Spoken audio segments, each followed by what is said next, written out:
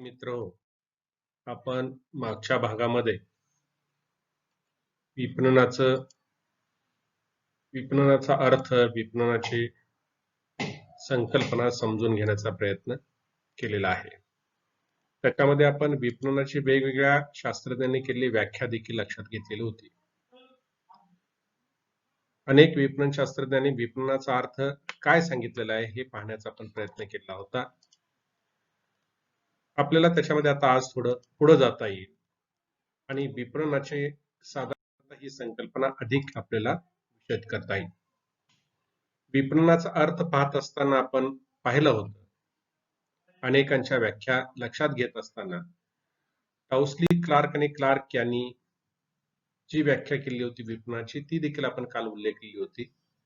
पुन्हा एकदा त्याचा परामर्श आपल्याला घेता येईल. ते असं म्हणतात, वस्तू आणि सेवा यांच्या मालकीचे हस्तांतरण घडवून आणणाऱ्या आणि त्यांच्या प्रत्यक्ष वाटपाची व्यवस्था करून देणाऱ्या अशा सर्व प्रयत्नांचा समावेश विपणनामध्ये होतो. मुळात विपणन हे समाजाच्या लोकांच्या गरजांची पूर्तता करण्यासाठी अंमलात आणलं जातं. मग लोकांच्या गरजांची पूर्तता केव्हा आणि कशी होते? ज्यावेळी वस्तू आणि सेवांची मालकी ही लोकांच्याकडे हस्तांतरित केली जाते कशाच्या तरी मोबदल्यामध्ये, त्यावेळी लोकांना त्या वस्तू आणि सेवांचा उपभोग घेता येतो.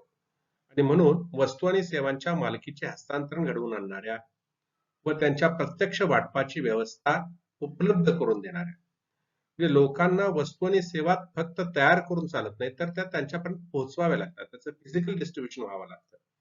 लोकांच्यापर्यंत त्या वस्तू आणि सेवा जाव्या लागतात. त्या वस्तू आणि सेवा लोकांच्यापर्यंत पोहोचवण्यासाठी जे काही आपण प्रयत्न करतो त्या सगळ्याला विपणन असं टाउस्ली आणि क्लार्क म्हणतात.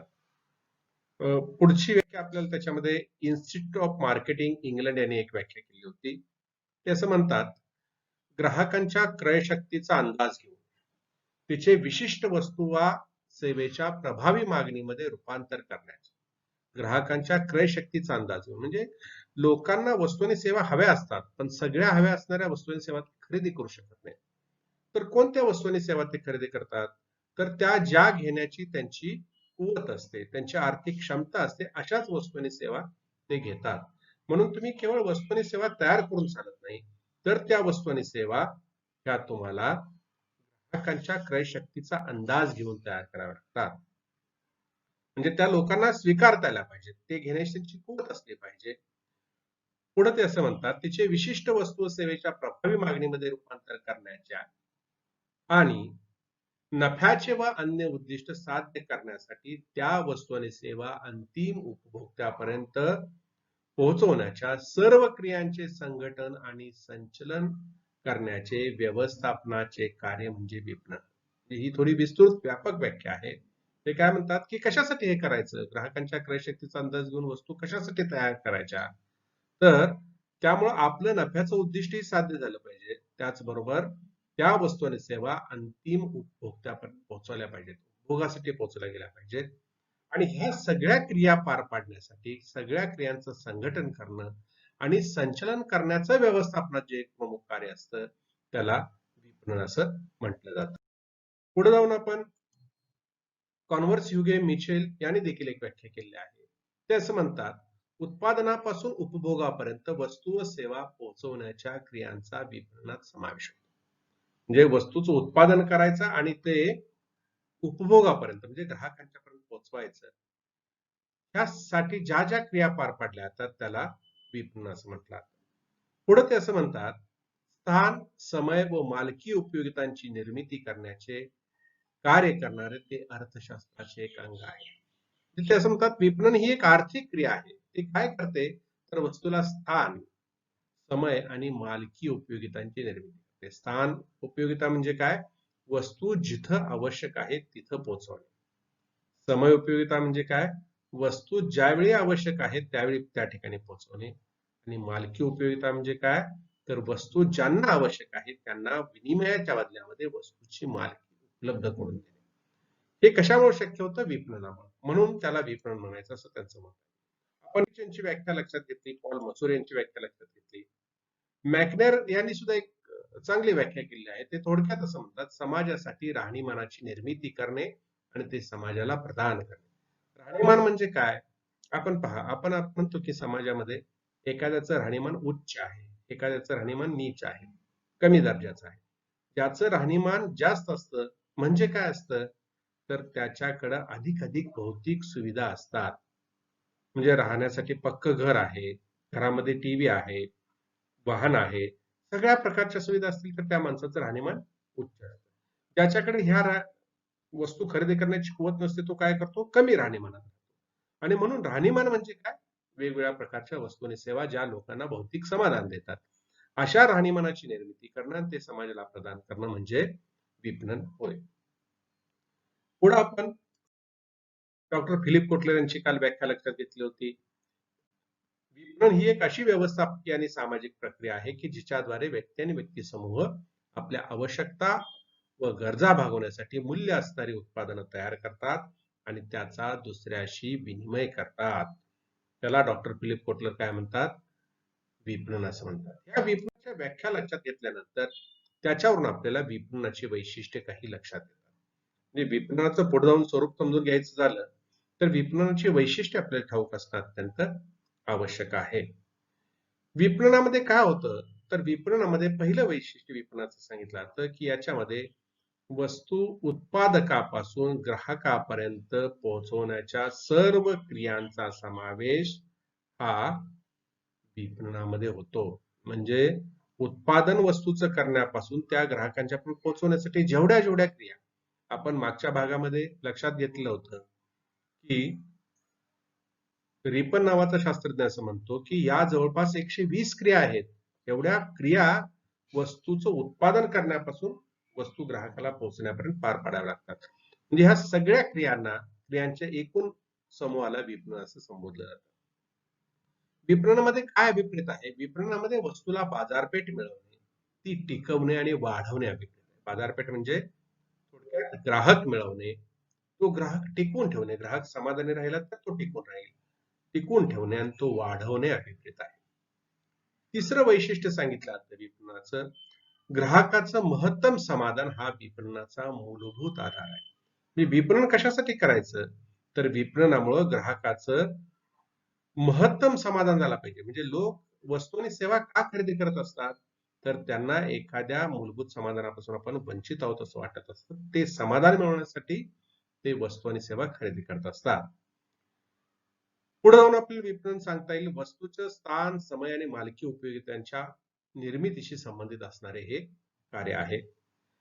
दुसरी गोष्ट आपल्याला विपणनाच्या बाबतीत एक सांगता येते की वस्तू केवळ तयार करणे आणि विकणं यापेक्षा उपभोक्त्यांना आपल्या गरजा तृप्त करण्यासाठी आवश्यक त्या वस्तू पुरवून त्यांच्या गरजांचं समाधान करणं याच्यामध्ये अभिप्रेत आहे. म्हणजे वस्तू केवळ विकायच्या नाही तर त्या वस्तू विकल्यानंतर ग्राहकांच्या गरजांचं समाधान झालं पाहिजे. पुढे जाऊन आपल्याला सांगता येईल की विपणन हे व्यवस्थापनाचं एक महत्वाचं कार्य आहे आणि ती सातत्यानं चालणारी प्रक्रिया आहे. ती ग्राहकापासून सुरू होते आणि ग्राहकापाशी जाऊन संपते असं म्हटलं जातं. आपण विपणनाचा अर्थ लक्षात घेतला, विपणनाची वैशिष्ट्य लक्षात घेतली, त्याच्यावरून विपणनाचा आपल्याला एक मूलभूत संकल्पनाचा अंदाज येतो. मूलभूत संकल्पना विपणनाची काय असावी, काय आहे याचा एक अंदाज येतो. आपल्याला ती अधिक स्पष्टपणे मांडावयाची झाली तर त्याच्यासाठी फिलिप कोटलर यांच्या व्याख्येचा आधार घेता येईल. त्यांनी आपल्या व्याख्येमध्ये असं म्हटलं होतं की विपणन ही एक अशी व्यवस्थापकीय आणि सामाजिक प्रक्रिया आहे की, काय म्हणतात, विपणन ही एक अशी व्यवस्थापकीय आणि सामाजिक प्रक्रिया आहे की जिच्याद्वारे व्यक्ती आणि व्यक्ती समूह आपल्या आवश्यकता व गरजा भागवण्यासाठी, विपणन कुठं सुरू होतं, पहिल्यांदा आवश्यकता आणि गरजा भागवण्यासाठी मूल्य असणारी उत्पादनं तयार करतात आणि त्याचा दुसऱ्याशी विनिमय करतात. मुळात विपणन का सुरू होतं, तर लोकांना वेगवेगळ्या गोष्टींची आवश्यकता असते, गरजा असते आणि त्या गरजेतून त्यांच्या मागण्या तयार होतात. आणि म्हणून फिलिप कोटलर असं म्हणतात की ही अशी एक व्यवस्थापकीय आणि सामाजिक प्रक्रिया आहे की जिच्यामध्ये व्यक्ती आणि व्यक्ती समूह आपल्या आवश्यकता आणि गरजा भागवण्यासाठी मूल्य असणारी, म्हणजे ज्याला किंमत आहे, मूल्य आहे, अशी वस्तू किंवा उत्पादनं तयार करतात आणि त्याचा दुसऱ्याशी विनिमय करतात, एक्सचेंज करतात.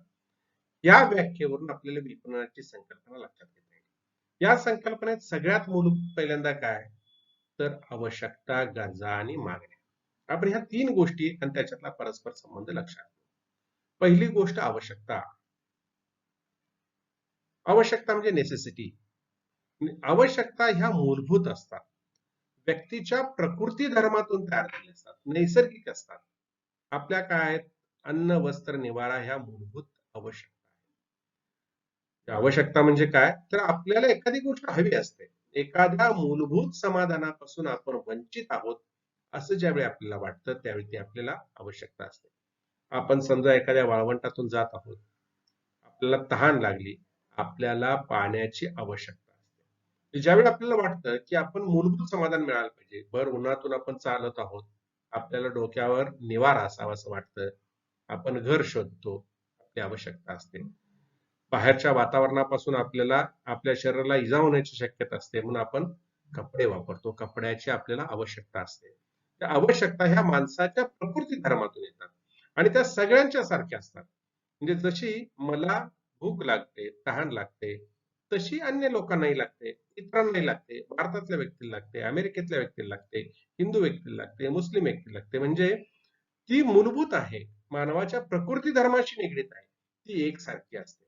असं कुठं नाही आहे की भारतातल्या माणसाला भूक लागते आणि अमेरिकेतला लागत नाही, असं कधी होत नाही. म्हणजे आवश्यकता ह्या मूलभूत असतात.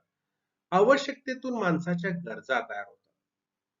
गरजा कशा तयार होतात बघा, तर गरजा म्हणजे काय, तर आवश्यकतावर व्यक्तीचा व्यक्तिगतपणा आणि संस्कृतीचा प्रभाव पडल्यानंतर त्याचं गरजांच्या मध्ये रूपांतर. म्हणजे काय, व्यक्तीचा व्यक्तिगतपणा आणि गरजा. लोकांच्या आवश्यकता सारख्या असतात पण गरजा सारख्या असत नाहीत. म्हणजे मी तुम्हाला सांगितलं की आपण वाळवंटातून चालत आहोत, आपल्याला भूक लागली. समजा तुम्ही चालत आहात, तुमच्या सोबत एखादा अमेरिकन माणूस चालत आहे, त्यालाही भूक लागते कारण दोघांची आवश्यकता सारखी आहे. तिथून तुम्ही एखाद्या हॉटेलात जाता, हॉटेलात गेल्यानंतर तुम्ही एकसारखे पदार्थ मागवता का, नाही मागवत. याचं कारण काय, कारण तुमची अन्नाची गरज वेगळी आहे आणि त्याची अन्नाची गरज वेगळी आहे. कदाचित तुम्ही पूर्ण जेवण भारतीय पद्धतीने मागवाल, तो ब्रेड बटर मागवेल कारण ती त्याची गरज आहे. कारण का, त्याची ती खाद्य संस्कृती आहे, त्याचा तो व्यक्तिगतपणा आहे. म्हणजे आवश्यकतांच्यावर व्यक्तीच्या व्यक्तिगतपणा आणि संस्कृतीचा प्रभाव पडल्यानंतर त्याचं गरजांच्या मध्ये रूपांतर. मनुष्य प्राणी, मानव प्राणी गरजांची पूर्तता करण्याचा प्रयत्न करतो. मग आपण सुरुवातीला पाहिलेलं आहे की मानवाच्या गरजा ह्या अनंत असतात, सातत्यानं वाढत्या आहेत, त्या कधीही कमी होत नाहीत. मग आपण सगळ्या गरजा पूर्ण करू शकतो का, नाही. मला सुद्धा भरपूर गरजा आहेत, मला असं वाटतं की माझं स्वतःचं हेलिकॉप्टर असावं, मी पूर्ण करू शकतो का, नाही. तर अशा अनंत गरजापैकी काही गरजा तो पूर्ण करतो, काही गरजांना मागणी निर्माण करतो, त्याला मागण्या म्हणतात. म्हणजे ज्या गरजांना ग्राहकाची क्रयशक्ती आणि इच्छाशक्ती यांचं पाठबळ मिळतं, तेच मागणीमध्ये रूपांतर. म्हणजे मला भरपूर गरजा आहेत, मला हेलिकॉप्टरची गरज आहे, परंतु मी हेलिकॉप्टरची मागणी नोंदवू शकत नाही कारण माझ्याकडे हेलिकॉप्टर खरेदी करण्या एवढी आर्थिक शक्ती नाहीये. केवळ आर्थिक क्रयशक्ती उपयोगाची नसते, तर इच्छाशक्ती सुद्धा महत्वाची आहे. म्हणजे आर्थिक क्षमता केवळ असेल तर गरजा पूर्ण होतात असं नाही, तर इच्छाशक्ती सुद्धा पाहिजे. म्हणजे उदाहरणार्थ एखादा शाकाहारी माणूस आहे, त्याच्याकडे पैसे भरपूर आहेत, आर्थिक शक्ती आहे, आणि तो एखाद्या हॉटेलात गेला आणि त्याला हॉटेलात सांगितलं की तुला इथं शाकाहारी जेवण मिळणार नाही, फक्त मांसाहारी जेवण मिळेल. अशा वेळा आर्थिक शक्ती असून सुद्धा तो ते उत्पादन खरेदी करणार नाही, कारण का, ते त्याच्या इच्छाशक्तीच्या विरुद्ध आहे. म्हणजे ज्या गरजांना आर्थिक पाठबळ किंवा आर्थिक क्रयशक्तीचं पाठबळ मिळतं, इच्छाशक्तीचं पाठबळ मिळतं, त्याच्यातून लोक त्याच्या मागण्या तयार करतात. या मागण्या कशाच्या असतात, वस्तू किंवा उत्पादनांच्या. इथं उत्पादक काय करतात, वस्तू किंवा उत्पादन किंवा सेवा तयार करतात आणि त्या मागण्यांची पूर्तता करतात. लोकांच्या आवश्यकतेतून निर्माण झालेल्या गरजा, गरजेतून निर्माण झालेल्या मागण्या ची पूर्तता वस्तू किंवा उत्पादनं म्हणतात. म्हणजे वस्तू किंवा उत्पादनं काय असतात, तर वस्तू किंवा उत्पादनं आपल्या गरजांचं समाधान करणारी गोष्ट असते. बरोबर आहे. म्हणजे उन्हातून तुम्ही चालत आहात, तुम्हाला डोक्यावर निवारा पाहिजे म्हणून तुम्ही टोपी घातलात, तर टोपी ही तुम्हाला उन्हापासून सावली देते. सावली देते म्हणजे काय, की तुम्हाला ते समाधान देते. म्हणजे ज्या गोष्टीपासून आपण वंचित आहोत असं आपल्याला वाटत असतं, ती गोष्ट आपल्याला जेव्हा मिळते, ज्या गोष्टीमुळे मिळते तिला वस्तू किंवा उत्पादन म्हणतात. विपणनामध्ये अशी वस्तू किंवा उत्पादनं तयार करून त्या ग्राहकांच्या मागण्या पूर्ण करण्याचा प्रयत्न केला जातो. तिसरी गोष्ट त्याच्यामध्ये येते, खर्च, मूल्य आणि समाधान. आपण ज्यावेळी एखादी वस्तू किंवा उत्पादन खरेदी करू इच्छितो, त्यावेळी त्याच्यासाठी किती खर्च आपण करतो, खर्च संचाचा विचार करतो. म्हणजे ज्यावेळी आपण एखादी वस्तू खरेदी करणार असतो, त्यावेळी त्याच्यामधून आपल्याला गरजा संच, निवड संच आणि खर्च संच या 3 गोष्टीचा विचार आपण करत असतो. म्हणजे काय बघा. हं. आता उदाहरणार्थ एखाद्या माणसाला मुंबईहून दिल्लीला जायचंय. त्याची गरज आहे. मुंबईहून दिल्लीला जायचं. तर त्याच्यासाठी कोणकोणते पर्याय त्याला उपलब्ध आहेत? तो खाजगी स्वतःच्या कारनं जाऊ शकतो, विमानानं जाऊ शकतो, रेल्वेनं जाऊ शकतो, चालत जाऊ शकतो, सायकलनं जाऊ शकतो. असे अनेक पर्याय असतात. त्याला काय म्हणायचं? वस्तूचा निवड संच. या निवड संचामधून तो नेमक्या कशाची निवड करतो? की आपल्याला काय आवश्यक आहे? वेळेत जायचं असेल तर तो विमानानं जाईल. लक्षात आलं? त्या निवड संचातून एका गोष्टीची तो निवड करतो. आणि ती निवड करत असताना त्याच्यासाठी किती खर्च करावा लागणार आहे याचा विचार करतो. लक्षात आलं? म्हणजे विमानाचं तिकीट आणि रेल्वेचं तिकीट अधिक एखाद्या खाजगी गाडीने गेला तर त्याचा होणारा खर्च याच्यामध्ये फरक आहे. या खर्च संचाचा तो विचार करतो. आणि खर्च संचाचा विचार करून त्याच्यातून आपल्याला किती समाधान मिळणार आहे, आपण किती मूल्य खर्च करणार आहे याचा साकल्याने विचार करून तो पर्याय निवडतो. विमान प्रवास आहे, वेळेत होतो, पण त्याच्यासाठी पैसे अधिक जातात. आपल्याला एखाद्या गोष्टीसाठी गरजेपेक्षा जास्त पैसे गेले तर समाधान मिळत नाही. म्हणून विपणनामध्ये खर्च मूल्य समाधानाचा साकल्याने विचार केला. त्याच्यामध्ये पुढचा भाग येतो विनिमय, व्यवहार आणि संबंध. पहिली गोष्ट, विपणनामध्ये विनिमय हा अत्यंत महत्वाचा असतो. कारण विनिमयाशिवाय विपणन नाही असं म्हणतात. विनिमय हा विपणनाचा गाभा आहे असं म्हटलं. याचं कारण काय? आपण त्याच्या थोड्याशा मुळाकडे जाऊ. ज्यावेळी आपल्याला एखादी गरज भासते, त्यावेळी ती गरज भागवण्याचे 4 मार्ग असतात. म्हणजे समजा आपल्याला भूक लागली, तर आपण काय करतो? 4 मार्गाने ती आपल्याला मिळत. पहिली गोष्ट निर्मिती. म्हणजे भूक लागली, अन्न तयार करायचं आणि खायचं. बरोबर? दुसरी गोष्ट याचना. मागून घ्यायचं एखाद्याकडून. तिसरी गोष्ट चोरी. हिसकावून घ्यायचं एखाद्याकडून. दुसऱ्या कोणतरी तयार केलेलं. आणि चौथी गोष्ट विनिमय. पैसे द्यायचे आणि खरेदी करायचं. पहिले जे 3 प्रकार आहेत, आपण निर्मितीमध्ये काय करतो? स्वतःच्या स्वतः गरजा भागवतो. विपणनामध्ये स्वतःच्या स्वतः गरजा भागवण्याला मूल्य नाही. कारण ती स्वयंपूर्णतेची अवस्था आहे. ज्यावेळी आपण मूल्यांच्या बदल्यामध्ये दुसऱ्याची गरज भागवतो किंवा आपली गरज भागवून घेतो, त्यावेळेला त्याला विपणन तिथं तयार होतं. त्याच्यामध्ये आपण मूल्यांचे अदलाबदल करत असतो. दुसरी गोष्ट, आपण याचना केली. म्हणजे समजा तुम्हाला भूक लागली म्हणून तुम्ही शेजाऱ्याकडे गेलात, एखादा पदार्थ मागितलात. तुमच्याकडे बँकेत गेलात, सही करायला पेन नाही म्हणून दुसऱ्याकडून पेन मागून घेतला. याचना झाली. त्याच्यामध्ये मूल्यांची अदलाबदल होत नाही. तिसरी गोष्ट, एखादी गोष्ट तुम्हाला मिळाली नाही म्हणून तुम्ही हिसकावून घेतला. एखादं तुमच्याकडे पेन नाही म्हणून दुसऱ्याच्या खिशाचा काढून घेतला, हिसकावून घेतला. तिथं विनिमय होत नाही, विपणन होत नाही. विनिमयानं ज्यावेळी म्हणजे मूल्य देऊन दुकानात जाता, तुम्ही पैसे देता, पेन खरेदी करता.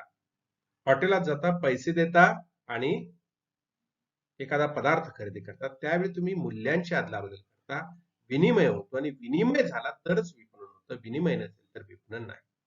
या विनिमयातून जे व्यवहार होतात, ते व्यवहार अटींच्या आधारावर होतात. म्हणजे ज्यावेळी विनिमय व्हायचा असतो मूल्यांचा, त्यावेळी खरेदीदार आणि विक्रेता एखाद्या विशिष्ट अटी ठरवतात. त्या अटीवर त्यांचं एकमत होतं आणि त्याच्यातून व्यवहार घडून येतो.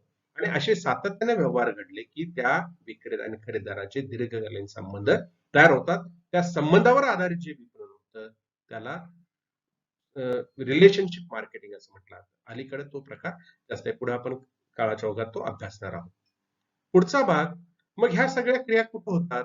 ह्या सगळ्या क्रिया ह्या विपणी किंवा बाजारपेठांमध्ये होतात. बाजारपेठा म्हणजे काय? खरेदीदार आणि विक्रेतारांचे समूह असतात. खरेदी विक्रीच्या उद्देशाने एकत्र आले. आणि त्याच्या पुढची गोष्ट असते त्याच्यामध्ये विपणन करते. आता विपणन ह्या दोन व्यक्तींच्या मध्ये होतं, वस्तू खरेदी करणार आणि विकणार. या दोन व्यक्तींच्या मध्ये जेव्हा विपणन होत असतं त्यावेळी ही बाब जो पुढाकार घेऊन करतो त्याला विपणन करता असं म्हटलं जातं. बहुतेक वेळा विक्रेता हाच विपणन करता असतो. दुकानदारच पुढाकार घेऊन तुम्हाला वस्तू विकण्यासाठी प्रयत्न करत असतो, जाहिरात करत असतो, त्याचं मार्केटिंग करत असतो, त्याची ब्रँड तयार करत असतो, लोकांच्या पण पोहोचवत असतो, पुढाकार घेत असतो. पण प्रत्येक वेळा असं असतंच असं नाही. काही वेळा ग्राहक देखील पुढाकार घेत असतात. ग्राहक सांगतात आपल्याला वस्तू कोणत्या हव्या आहेत, कशा हव्या आहेत. त्यावेळेला ग्राहक सुद्धा विपणन करते म्हणून काम करत असतात. तर ही विपणनाची मूलभूत संकल्पना आपल्याला विपणनाच्या वेगवेगळ्या व्याख्यांच्यावरून लक्षात घेता. ह्या सगळ्यावरून आपल्याला विपणनाचं स्वरूप लक्षात घेता. काय आहे विपणनाचं स्वरूप? पहिली गोष्ट, विपणन हे एक व्यवस्थापकीय कार्य आहे. म्हणजे व्यवसायाचं व्यवस्थापन करत असताना त्याच्यामध्ये विपणनाचं व्यवस्थापन स्वतंत्रतेने करावं लागतं, जे अत्यंत महत्वाचं आहे.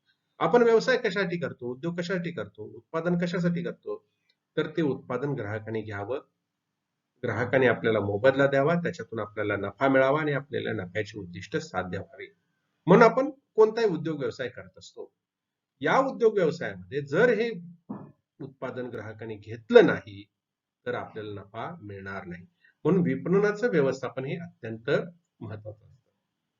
म्हणजे जसं आपण कच्च्या मालाचं व्यवस्थापन करतो, मशिनरीचं व्यवस्थापन करतो, उत्पादन साधनांचं व्यवस्थापन करतो, मनुष्यबळाचं व्यवस्थापन करतो, तसं विपणन कार्याचं व्यवस्थापन आपल्याला करावं लागतं. म्हणजे विपणन हे पहिल्यांदा मूलभूत व्यवस्थापकीय कार्य आहे. दुसरी गोष्ट, विपणन ही एक मानवी कृती आहे, ह्युमन ऍक्टिव्हिटी. म्हणजे काय, तरी मानवानं मानवाच्या गरजा भागवण्यासाठी विशिष्ट पद्धतीनं कार्य करणं त्याच्यात अभिप्रेत असतं. म्हणजे आपल्या गरजा कोण भागवत असतं? कोण एखादी अदृश्य व्यक्ती भागवते का? अदृश्य शक्ती भागवते का? परग्रहावर येऊन कोण भागवतं का? नाही. आपल्यातलाच कोणतरी एखादा सहकारी आपल्या गरजा जाणून घेतो, त्याबरोबर वस्तू तयार करतो आणि आपल्या अन्य समाजातील लोकांना देत असतो. म्हणजे मानवानं मानवांच्या गरजा भागवण्यासाठी केलेली ही कृती आहे, त्यामुळे त्याला मानवी कृती असं म्हणतात. तिसरी गोष्ट आपल्याला त्याच्यामध्ये लक्षात घेता येते, विपणन हे एक आर्थिक कार्य आहे. आर्थिक कार्य म्हणजे काय, तर इकॉनॉमिक ऍक्टिव्हिटी. म्हणजे विपणनाचा मुळात आपण विपणन समजून घेत असताना त्याच्यामध्ये विनिमय हा विपणनाचा गाभा आहे. विनिमय म्हणजे काय, मूल्यांच्या अदलाबदल, म्हणजे पैशाच्या अदलाबदली. आपण ज्यावेळी वस्तू खरेदी करतो त्यावेळी त्याचं पैशामध्ये मूल्य चुकता करतो. म्हणजे दुकानात जातो, पैसे देतो, मूल्य चुकता केल्यानंतर आपल्याला त्या वस्तू आणि सेवा मिळतात. दुकानदार तुम्हाला वस्तू देत असताना तो पैशाच्या मोबदल्यामध्ये देतो, कारण त्याला त्याच्यातून पैसे मिळवायचे असतात, नफा कमवायचा असतो. आणि म्हणून विपणन ही मूलभूत अर्थाने आर्थिक कार्य आहे, आर्थिक कृती असल्याचं दिसून येतं. चौथा महत्वाचं त्याचं स्वरूप सांगता येईल आपल्याला, की विपणन ही एक कला आहे आणि शास्त्र आहे. कला कशी, तर आपण ज्या वस्तू सेवा तयार करतो त्याला अधिकाधिक ग्राहकांची मागणी निर्माण करणं ही एक कला आहे. ऍडव्हर्टायझिंग, त्याच्यासाठी ऍडव्हर्टायझिंग आणि पब्लिसिटीचा आधार घेतला, अधिक चांगल्या पद्धतीने ऍडव्हर्टायझिंग करून अधिक ग्राहकांच्याकडे संपर्क करून आपल्याला आपल्या वस्तू आणि सेवांसाठी मागणी निर्माण करता येते. मग शास्त्र कसं, तर ग्राहक कोणत्या वेळी कोणती वस्तू लक्षात घेतात, खरेदी करतात, खरेदी करण्याची प्रक्रिया कशी चालते, हे आपल्याला ग्राहकाची मानसशास्त्रीय भूमिका आणि वर्तणूक जाणून लक्षात घ्यावं लागतं. म्हणून ते शास्त्र आहे. लक्षात आलं? म्हणजे अमुक एक वेळा ग्राहक एखादी वस्तू का खरेदी करतात किंवा का करत नाहीत, त्याचा मानवाच्या किंवा ग्राहकाच्या मानसिकतेशी संबंध असतो. आणि ती मानसिकता जाणून घेऊन त्या पद्धतीने ग्राहकांना वस्तू देणं हे एक शास्त्र आहे. पुढची गोष्ट सांगितली जाते त्याच्यामध्ये, ही क्रिया संपूर्णपणे ग्राहक केंद्रित आहे. ग्राहक केंद्रित म्हणजे काय, तर ग्राहकासाठी ही क्रिया पार पाडली जाते. Customer centre. आता कस्टमर सेंटर म्हणण्याचा प्रमुख उद्देश त्याचा असा आहे किंवा त्याचं कारण असं आहे, की ज्यावेळी एखादा विपणनाची क्रिया पार पाडत असतो, कशासाठी, अधिकाधिक ग्राहक मिळवण्यासाठी, अधिकाधिक बाजारपेठ मिळवण्यासाठी. म्हणजे ग्राहक केंद्रीभूत मानून त्याच्यासाठी विपणनाचं हे कार्य, जास्तीत ग्राहक मिळावेत याच्यासाठी ते कार्य पार पाडलं जातं. म्हणजे ज्या क्रियेमध्ये ग्राहक मिळवण्याचा हेतू असत नाही त्याला विपणन म्हणायचं काही आवश्यकता नाही. त्यामुळे ती ग्राहक केंद्रित असते. केवळ ग्राहक केंद्रित असत नाही तर ती ग्राहकाभिमुख असते, कंझ्युमर ओरिएंटेड. म्हणजे ही क्रिया ग्राहकासाठी पार पाडली जात असते, केवळ विपणकासाठी नव्हे तर ग्राहकाला अधिकाधिक समाधान देणं, त्याला आवश्यक असणाऱ्या वस्तू योग्य किमतीमध्ये पुरवणं, पुरवठा करणं, त्याला समाधानी ठेवून मग आपली उद्दिष्ट साध्य करणं, याच्यासाठी विपणन काम करत असतं. म्हणून ते ग्राहकाभिमुख सुद्धा असतं, कंझ्युमर ओरिएंटेड असतं. जसं कंझ्युमर सेंटर्ड असतं तसं कंझ्युमर ओरिएंटेड असतं. त्याचबरोबर उद्दिष्टाभिमुख असतं. विपणन हे उद्दिष्टाभिमुख आहे. विपणन अनेक उद्दिष्टांना पार पाडलं जात असतं. त्यातलं प्रमुख उद्दिष्ट म्हणजे काय? ग्राहकांच्या गरजांची पूर्तता करणं.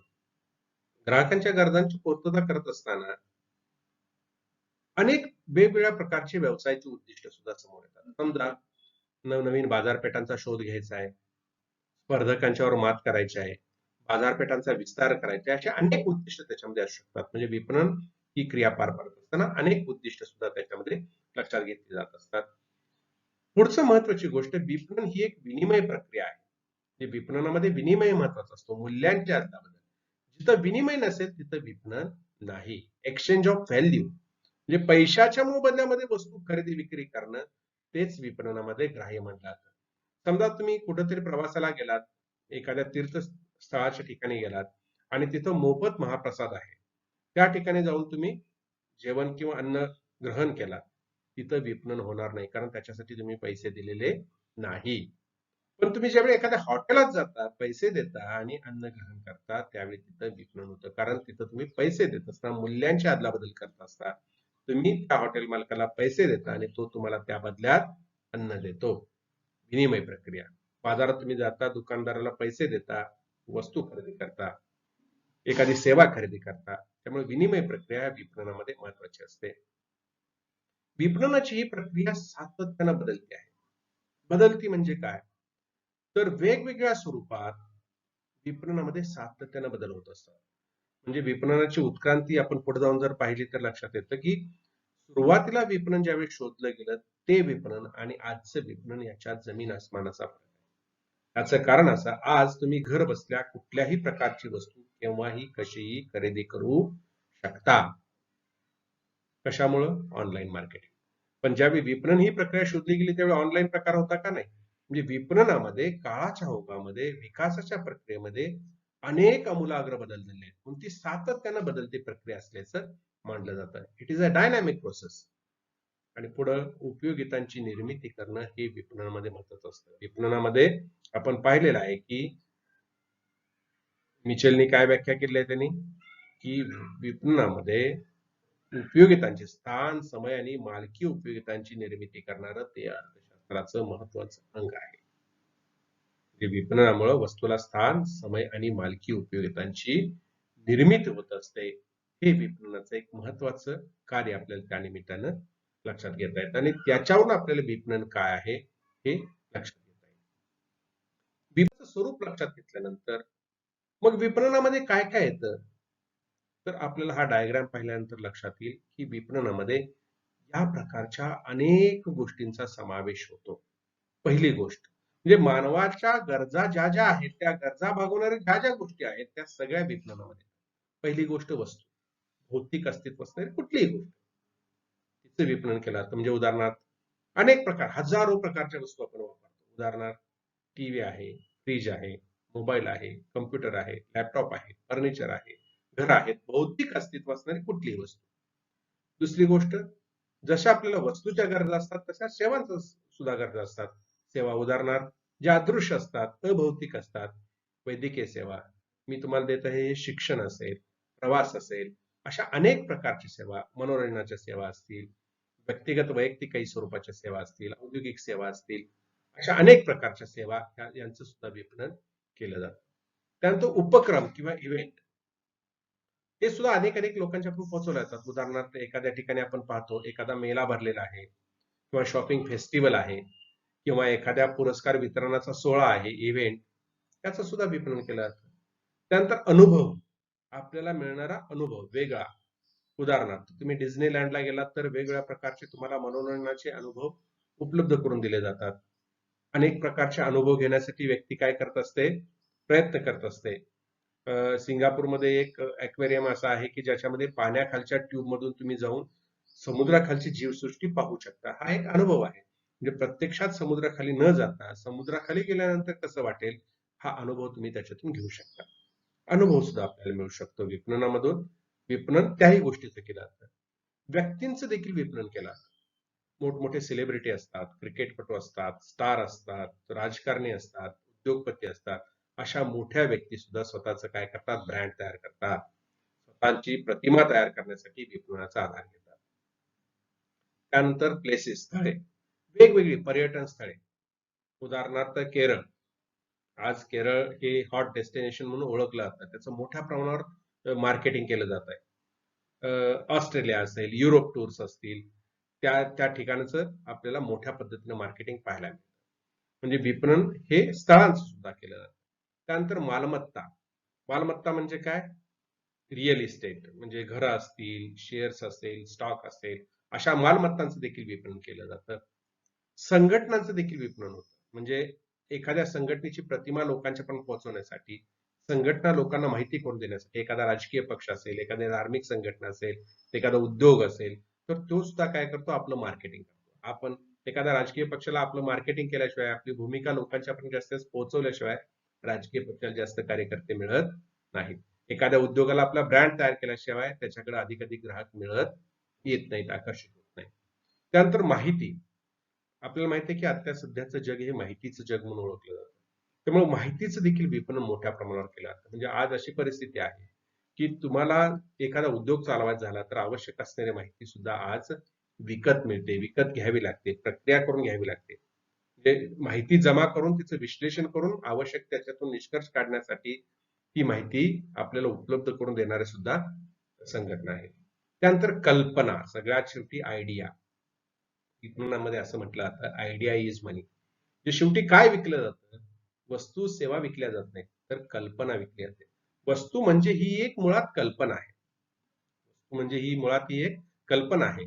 त्यामुळे एखादा उत्पादक ग्राहकांना काय विकत असतो? वस्तू किंवा सेवा विकत नाही, कल्पना विकत असतो. अनेक प्रकारच्या कल्पना याच्यामध्ये तयार केल्या जातात आणि ह्या कल्पनांच्यावर आधारित किंवा कल्पनांचं सुद्धा विपणन मोठ्या प्रमाणावर केलं जात असल्याचं आपल्याला त्या ठिकाणी पाहता येतं. तर आजच्या भागामध्ये आपण लक्षात घेतलं विपणन, त्याचा अर्थ, पुढे जाऊन त्याच्या वेगवेगळ्या शास्त्रज्ञांनी केलेल्या व्याख्या लक्षात घेतल्या. आपण त्याच्यामध्ये विपणनाची वैशिष्ट्ये लक्षात घेतली. त्याचबरोबर विपणनाची मूलभूत संकल्पना विस्तारानं पाहण्याचा प्रयत्न केला. विपणनाचं स्वरूप लक्षात घेतलं आणि विपणनाची व्याप्ती लक्षात घेतली. तर पुढच्या भागात आपल्याला विपणनाचं महत्व आणि विपणन पर्यावरणाकडे जाता येईल. नमस्कार, धन्यवाद.